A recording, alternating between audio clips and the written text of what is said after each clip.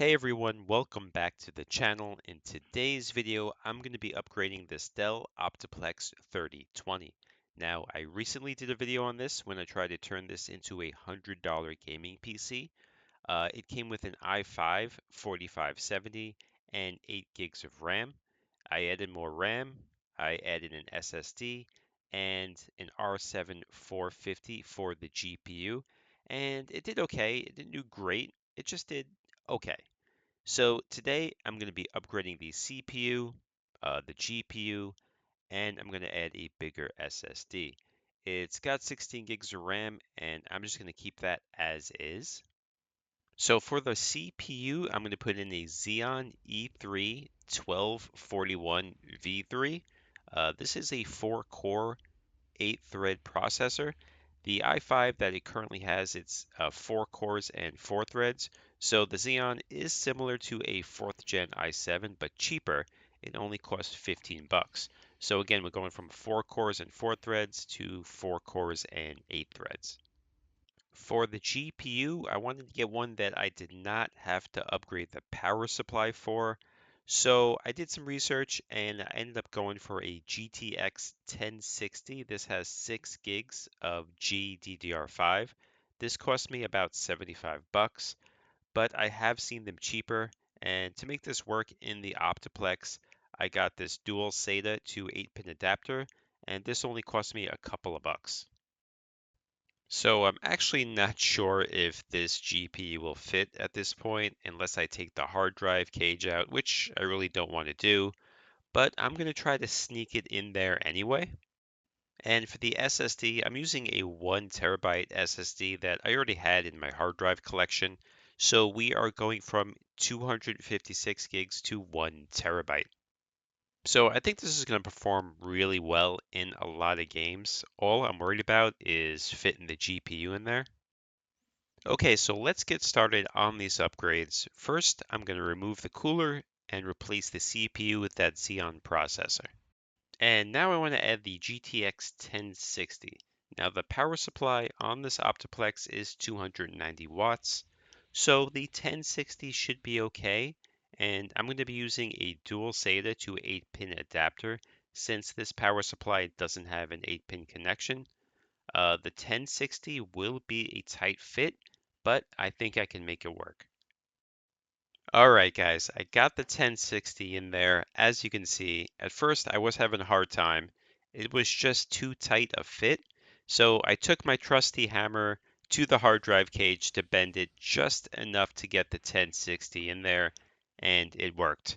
I'm really sorry I didn't record myself doing that, but I got it in there, and as you can see, I installed the SSD in there as well. So I think we're good to go. Okay, I booted up the PC, and the first thing I checked out was the CPU info, and I noticed that this Xeon was reading as a 4-core and 4-thread processor when it's supposed to be 4 cores and 8 threads. At first, I thought I made a mistake, but then I realized that hyperthreading needs to be enabled in the BIOS for those extra threads to show up. So I went into the BIOS to enable hyperthreading, and then I went back in, and now we can see we have 4 cores and 8 threads there.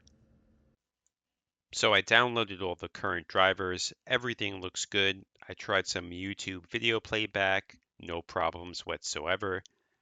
So now I'm going to run the Heaven benchmark and then try out some games. Okay, here are the results of the Heaven benchmark. We got an FPS of 128.2 and a score of 3230. Now, just to compare, in the original $100 Optiplex budget gaming PC build, we got a FPS of only 20 and a score of 520. So huge jump there. Okay, now to try out some games. Here is the benchmark test for GTA 5. This is on high settings.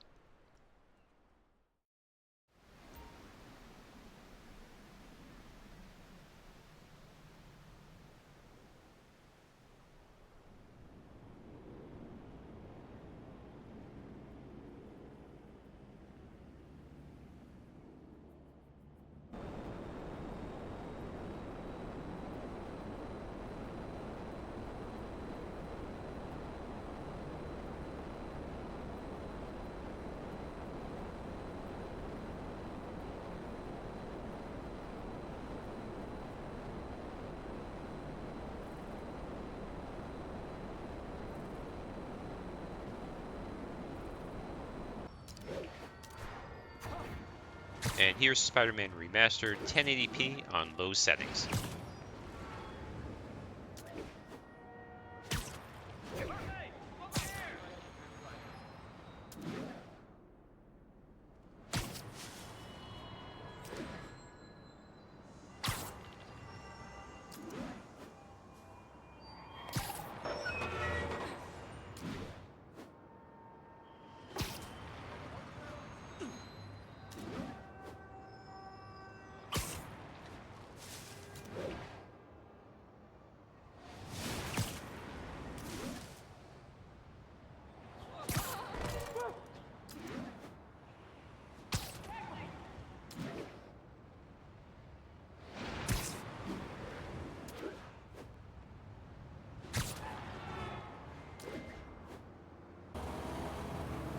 And here's the benchmark test for Forza Horizon 5. This is 1080p on low settings.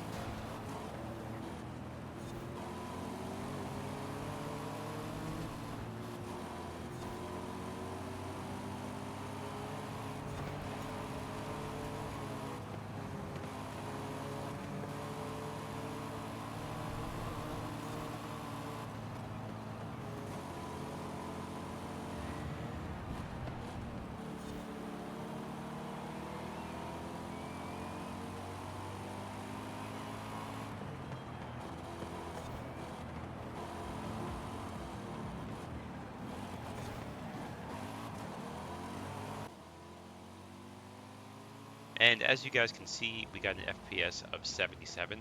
So far, pretty happy with the performance of this PC right now.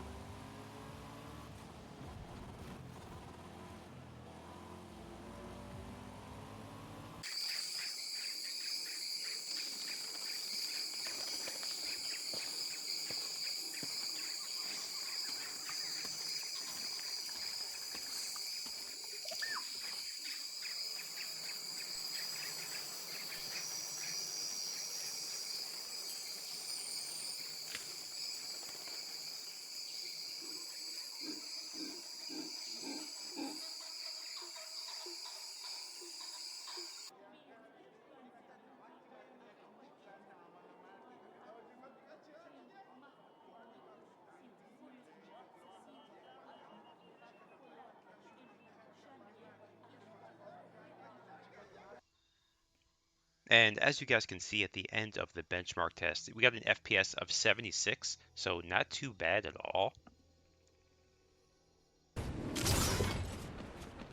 And finally, I tested some Fortnite. This is in performance mode on 1080p.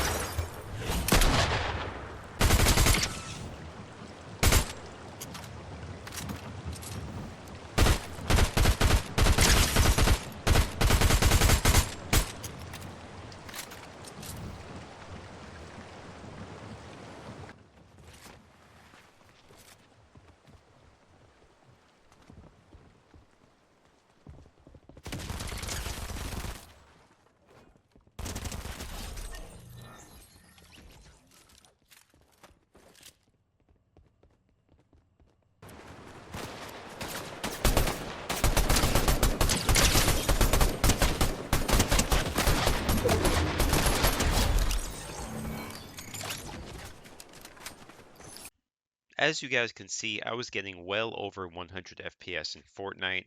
I got above 60 FPS in all the games I tried, so I'm really happy with these upgrades. The Xeon and the GTX 1060 are a good combo in my opinion. The upgrades puts the price of this PC now at about $200. And if you do something like this, just keep in mind that Windows 10 end of life is coming next year, but there are ways to install Windows 11, although I haven't tried it myself yet. So that's going to do it for this video. Let me know if you have a similar combo like this, or if you prefer the Xeon processors because they are cheaper like me sometimes. Please hit that like and subscribe button. I would appreciate it. Thanks for watching.